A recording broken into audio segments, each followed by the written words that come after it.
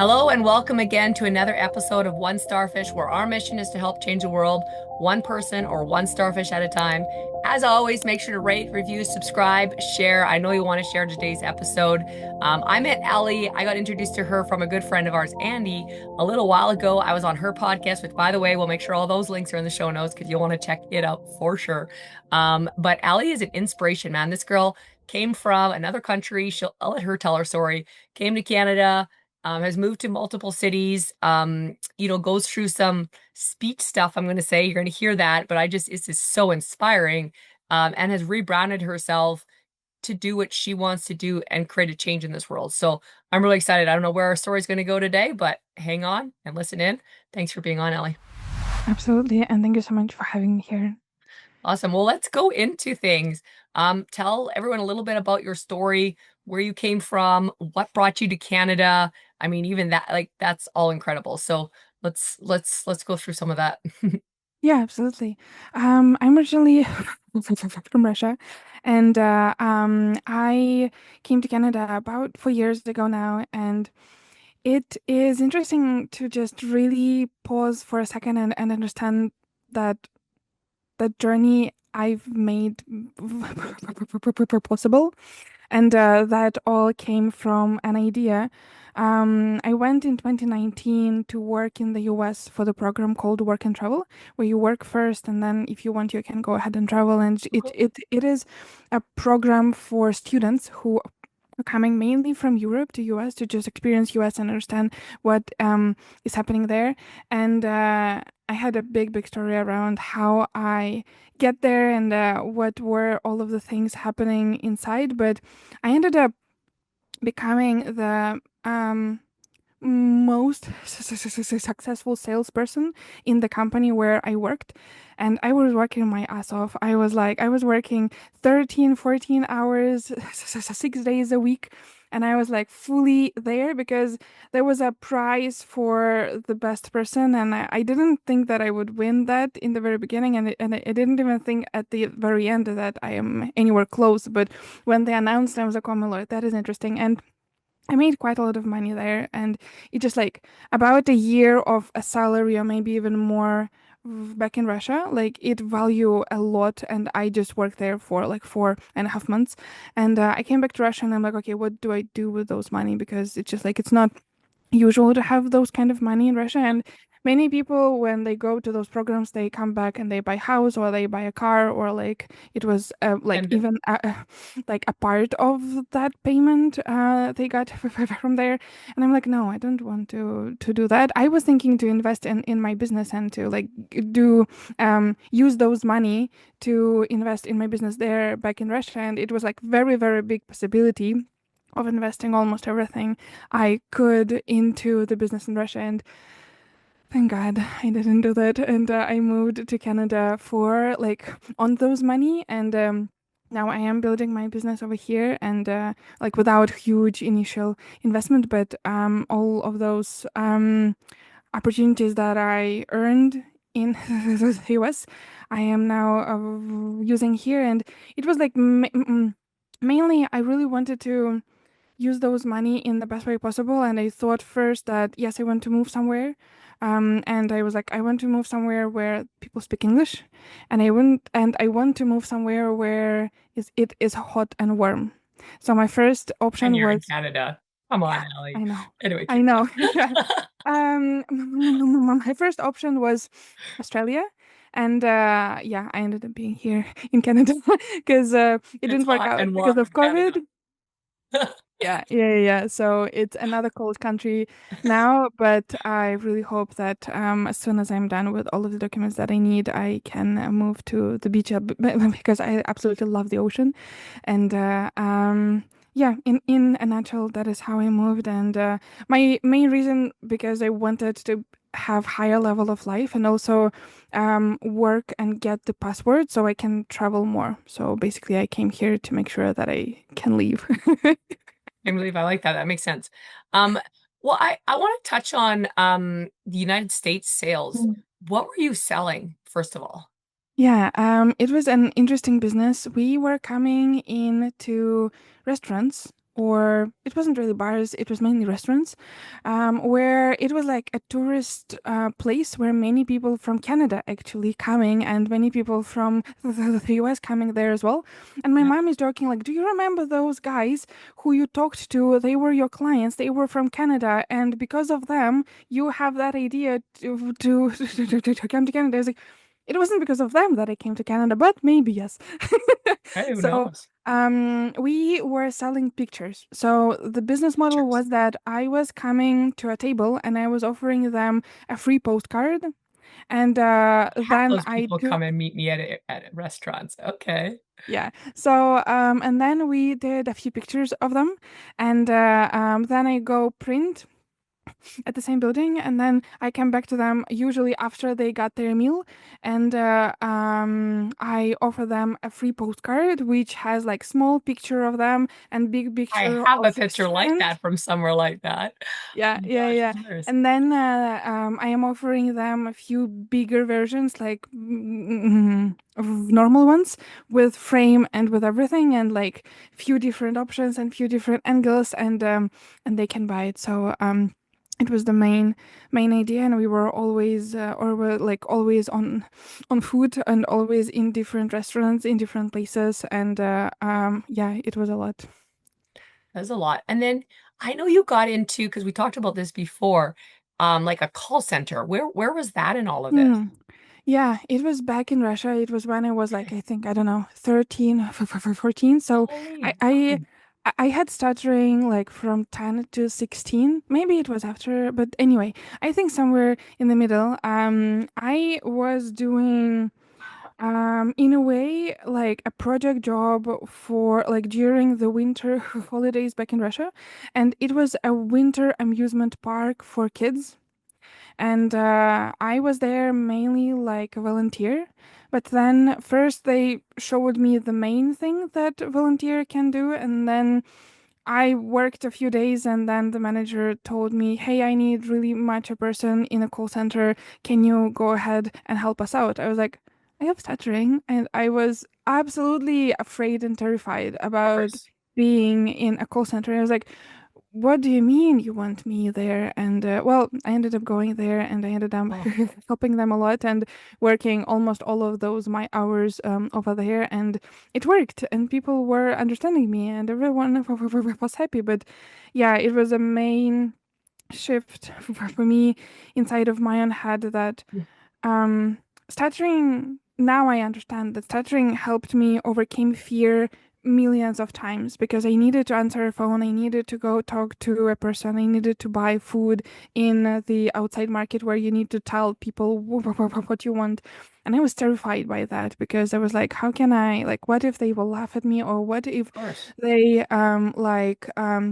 don't understand me, or I need to repeat myself gazillions of times again and again. And yeah, it was pretty hard, but when I understand it right now, I know that that taught me a huge lesson about I know now how to move through the fear or with the fear, and know that yes, it is okay to feel fear, but it is also okay to keep doing that and telling your brain, hey, look, yes, I see that you are afraid of X, Y, and Z, but see and look what I am doing still.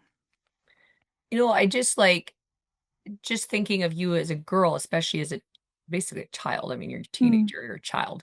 Um, that your parents, I shouldn't say let you, but I know some parents, and maybe I'm way off, that would not, that would protect you mm, from criticism and people laughing at you by keeping you from doing stuff like that.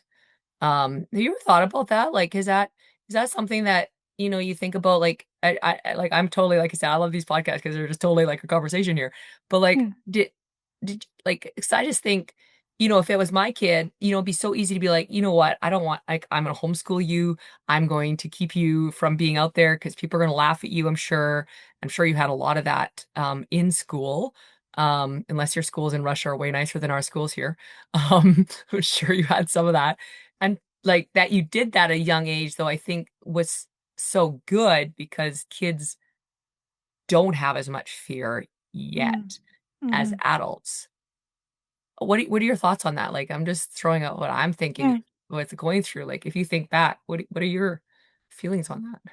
So I was very, very lucky. I was more like not in a public school, but in a private one. And Okay. maybe that was the way of my parents to Protect you a little bit. help me out and yeah, and but yeah, protect me from that. But they can't control the outside world and they can't protect me from everything. And I am really grateful, even though it was tough. But like the thing is that my mom is very anxious. She really want to protect me and really want Interesting. to do like to make sure that nothing is there that can hurt me or that I'm like Makes not crying or anything like that. But my dad is more about sense.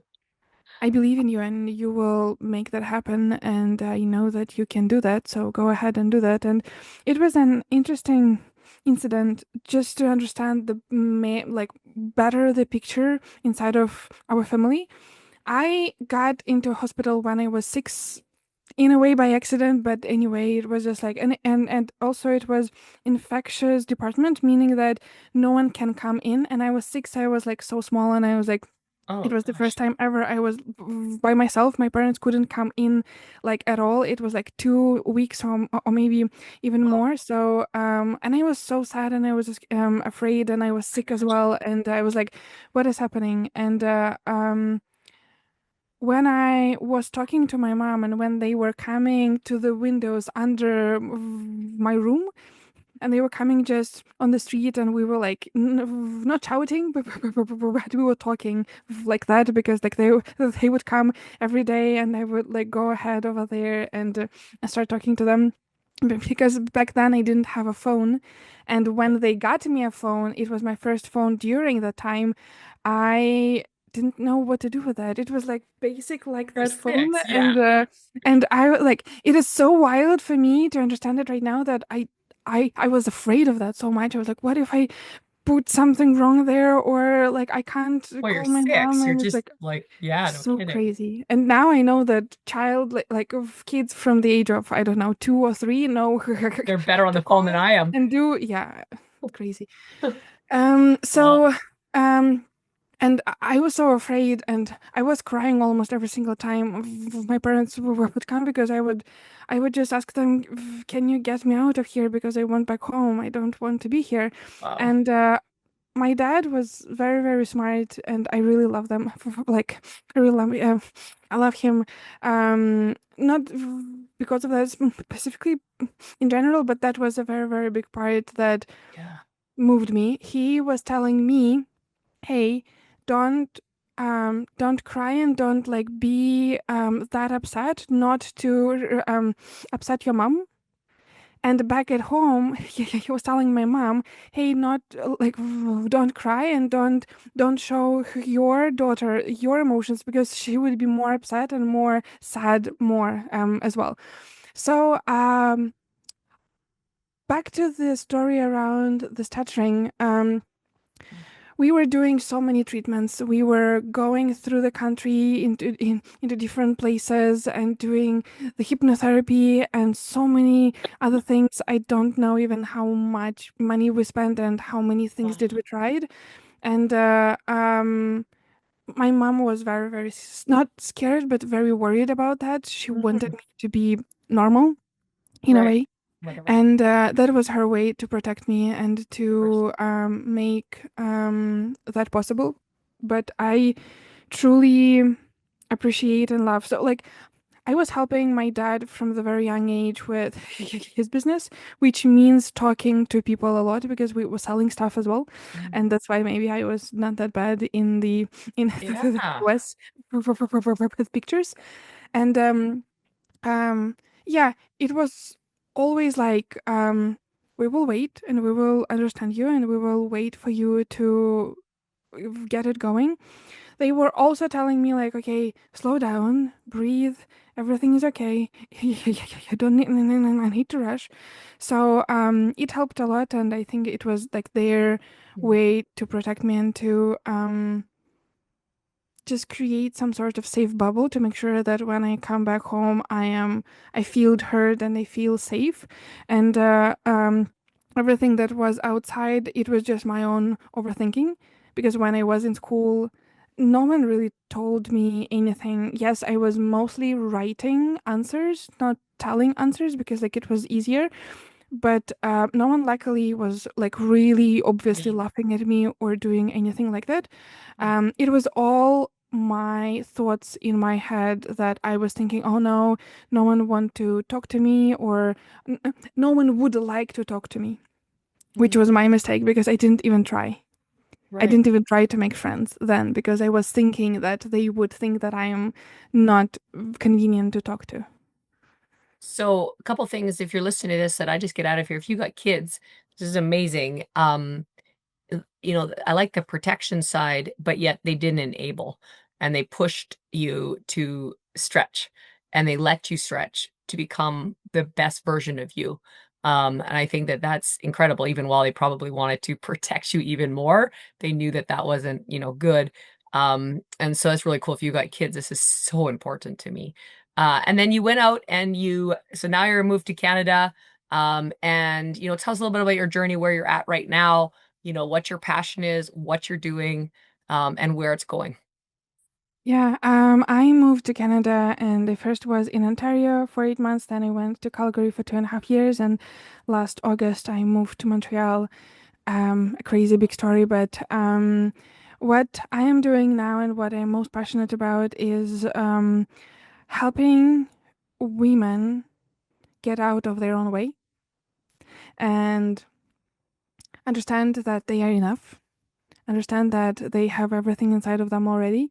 And I call myself the thinking partner behind powerful women, aka mindset coach for female founders.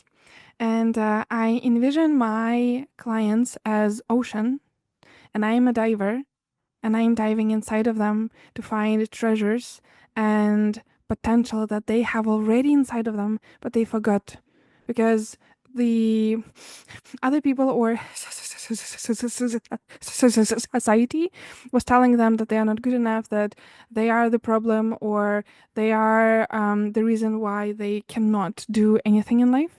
And I want to revamp their own thinking and Hmm. make sure that they know that they are enough. They have everything inside of them already. I'm not giving them any answers. I am their guide to find their own answers inside of them because all of them are already there. And I am also a host of a Brave Enough to Win podcast, which we recorded our episode on. And there, my main idea is to show how I'm doing that because many of my friends or people who are coming to me, they're just like, what do you do specifically and how do you help specifically in mindset coaching? And I was like, it's impossible to explain, so let me better show. And I am doing mindset coaching sessions there live with all of the fantastic women that come to me, and all of them are founders of their own businesses. And right now we are in episode 3, which mainly talking about people who are in transition, either from corporate to business or inside of the business to a different niche or to a different offer. And yeah, every single one of them are coming out of that with more insights and more clarity and more understanding of what to do next and how they can remind themselves of them being enough. And the main idea where I want to go with this journey is just to be that person, be that anchor, be that safe ground or safe island to people who are experiencing shaky times. And we know that first, or like maybe I think that like first year in business and sometimes inside of like I don't even know if business can be completely stable. So I think that we all experience like shaky times in the beginning, during, and at the end or not at the end. So like every single time it can be shaky, and I want to create like that safe space for people to feel the ground, pause, know that they are safe, not that they don't need to prove themselves to anyone or to anything else, and to just breathe and let go of all of the expectations that they have and ground themselves in the present moment. Uh, so one of the things we chatted about just before we got on was something that you kind of noticed in that through every challenge has come a win. And do you want to elaborate on that? A lot of people are listening to this and or probably almost everyone's going through some kind of challenge. at the present moment. It could be like a small challenge or a big challenge, but it's still a challenge. Yeah, tell us a little bit about your thoughts on that because I thought that was pretty cool. Yeah. Um, Many of us are thinking about the dream life that we want to have. I hope that many of us are dreaming about that because that is the step number one for really getting somewhere. But many of us are dreaming, and they are dreaming from the place of what is right now here is not good, and I want something different. And we think that when I have X, Y, and Z, when I have enough money, when I am on the beach in the ocean, when I am not with that partner, but with a different partner, when I have the body of my dream, then I will be happy. Right. Then I will be really happy with my life and enjoying every single moment. The reality is, all millionaires, all people who are on the top of the tops, they are all experiencing challenges and they are all experiencing down moments. And every coach needs a coach, every therapist needs a therapist, every doctor needs their own doctor. And it's all about just know that when you are experiencing those challenges, the brighter time will come. The brighter time will come, and you will see and know and feel much better if you keep going, if you keep showing up every day, if you keep moving through that fear, moving through all of your emotions and not pushing them away, but acknowledging them and going through them and knowing that every single person that posts shiny pictures on Instagram are experiencing the same thing, not every day, but sometimes as well. And we tend to compare that, oh my lord, everything that I have right now is not good enough. So I need to strive. I need to be there. I need to arrive to that point to finally be happy. But I invite every one of us to do a small practice of writing down things that you're grateful for at the end of each day and wins at the end of each day. So you can ground yourself that, yeah, I might not feel good today, or I might have experienced some lows during this week or during last 24 hours, but I still did one, two, three. And maybe sometimes win can be do a laundry. And it can be a huge win sometimes for ourselves. And you mentioned that you said on our podcast that sometimes wake up and stand up from the bed can be the main thing and the main win that you can do during a day, because some conditions are different and some days are different, and we don't need to be all the time with the same conditions and with the same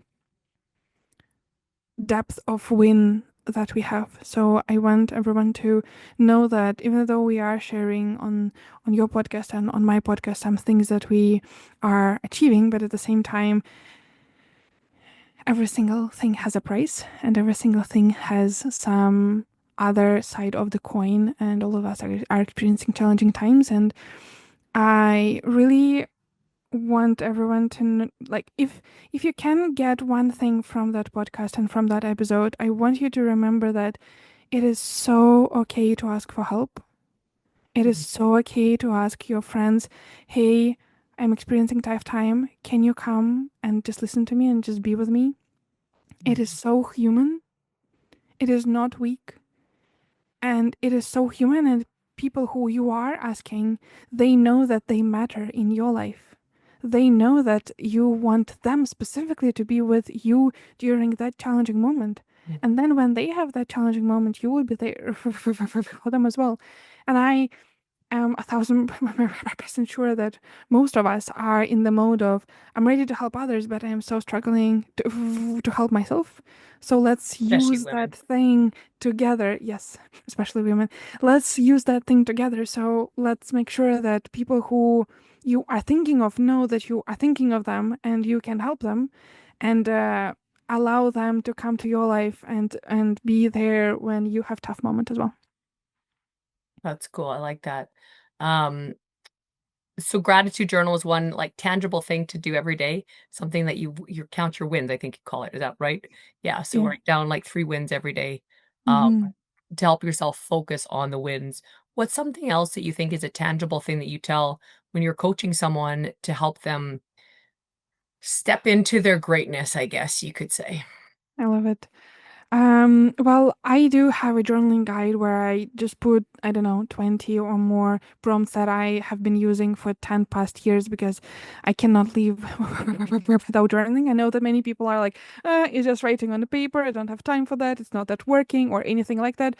10 years passed for me every single day. It is working, and I honestly cannot live without that. So we can put that in the show notes, and people can just get there. And I've heard many times that people who saw that, they were just like, why didn't you sell that? I was like, I am not really caring about really making money on that. I want right now to help people first, and then I will see. So while it is free still, please grab it and use it because you Get back just into need it it. really. Yeah. And yeah, for me, next things are the main things that we all need just as humans is to work out each day, to be in the sun or outside each day, to drink enough water, to eat well, to sleep well. That is number one. I should have put it in the number one place, but yeah, just do those main tasks that, not main tasks, but make them habits, make them the nature of your life, not tasks, not things that you need to achieve, but just things that you cannot leave without. Like I can't leave without gym or journal or eat normal and all of that. And that can help with energy, and that can help with being really really happy. And the next thing that I think that helped me a lot is it along the lines with journaling, but uh, meditation. And especially doing that in the middle of the day when I feel that my energy start to go low. I am honestly, I'm not doing it in a good position. I'm lying down and I'm using an app. And I have two things that I've created. First one, I've created a list of all of them, my meditations that I keep using every single day from that app, and ones that I've recorded for my clients as well. I just put it all them all there. And also, I've created a chat where every single day, everyone who is in the chat, we just share we did that meditation, or I did a walk today, or I journaled today, or as basic as I smiled to myself in the mirror today. Mm. That can be that small step we all need to really start our day with a smile and reminding ourselves that you got this. I believe in you, and it's going to be an amazing day today. And it's so funny that my mom told me about that when I was in my low a few weeks ago, and I was like, that is interesting. So, yeah, it is all available, like the list of meditations or chat. It is all free. So if anyone wants to join, please do, and all the links will be in the description. And yeah, I really want to emphasize again the thing because it made my life way easier this year, is to really reaching out to people and to be okay with being vulnerable and being okay with just really sharing what's going on in your life right now. I love that. Um, in wrapping up, I always have three final questions and then anything we didn't touch on. And like you said, guys, if this has resonated, all the stuff will be in the show notes, how to contact Aly, all that kind of stuff. Definitely reach out, if you think there'll be anything that some of this stuff resonates with you. So first and final question is, if someone's looking for their purpose, what's one sentence you could say that could help them find it? I love those questions, and before I answer, every single time we have those rabbit questions at the end, I have ideal answer 2 days after or 2 hours after. I Always was like, so. why it doesn't happen at the very moment? So, if someone wants to have a purpose, what one sentence that can help them? Find it. Uh, Clarity comes from action. Hmm. Start doing some things, start implementing your ideas, start testing it out, start throwing spaghetti at the wall Hmm. and see what sticks. I like it. Yeah. Second question is, what's a favorite quote and why? I told you why. Like I went to think of I this. know you'll get off here and be like, that was my. That's why I say a. I don't say your, because I'm like, sometimes it changes. So Yeah.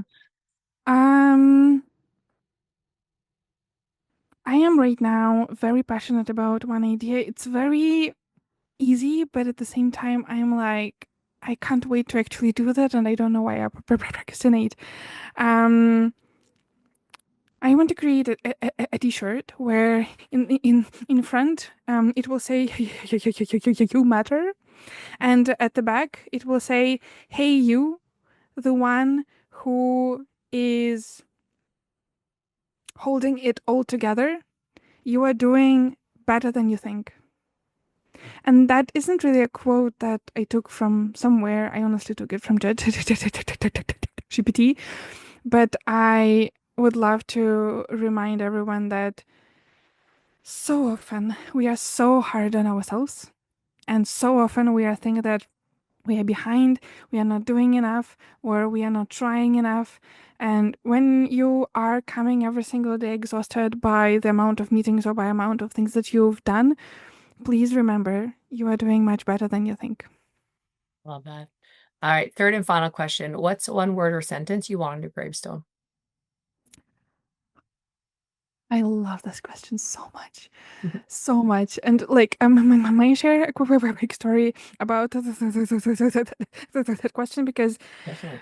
it it resonates so much with me. I was on intensive of my mentor about 4 weeks ago now, and it was 4 days, deep insights, deep things that we are going through, so much amazing tricks and tips on our coaching and how to enroll clients and how to be the most powerful coach on of ourselves. And the room was filled with people who are like 20 years experience in coaching, 30 years experience in coaching, and I'm like, what am I doing here?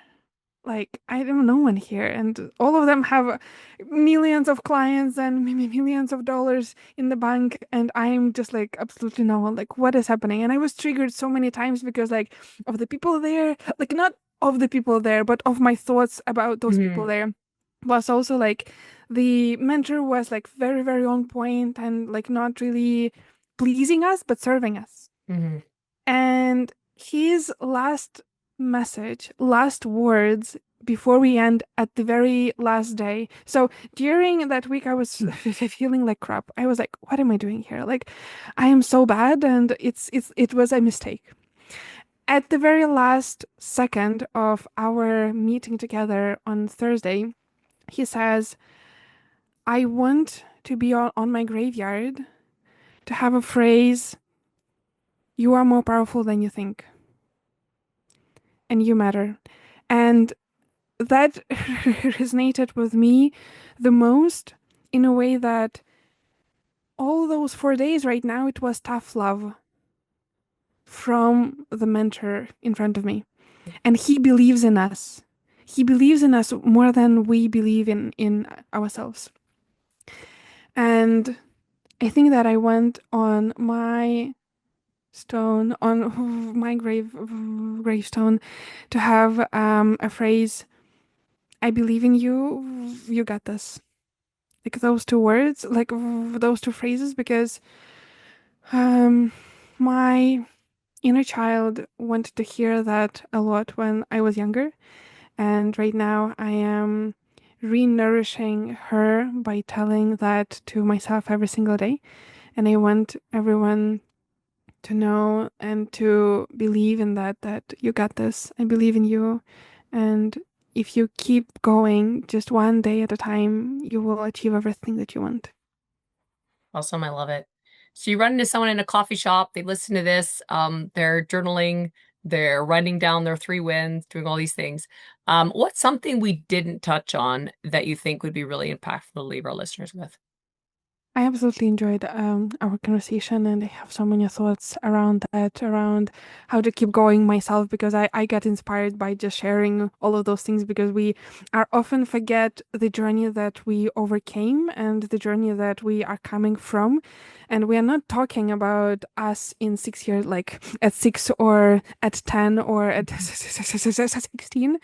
And I was reminding myself that, look, you've done it and you are just doing exactly what you are talking right now about. And maybe the thing that you guys can do for yourself is to create a list of all of your wins and all of your Mm. tiny triumphs, when you can remind yourself and reread it every single week that I have overcame so many things already and I'm stronger than I think.